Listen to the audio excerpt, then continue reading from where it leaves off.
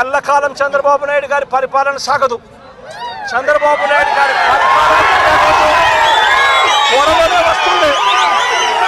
ప్రతి పోలీస్ అధికారికి కూడా చెప్తా ఉన్నా, మీ బట్టలు తీస్తామని చెప్పి ప్రతి పోలీస్ అధికారికి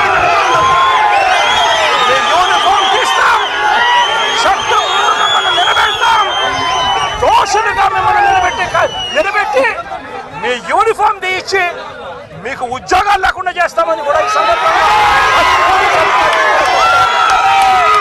ఇప్పటికైనా చెప్తా ఉన్నా, ప్రతి పోలీస్ అధికారిలో కూడా మార్పు తెచ్చుకోండి.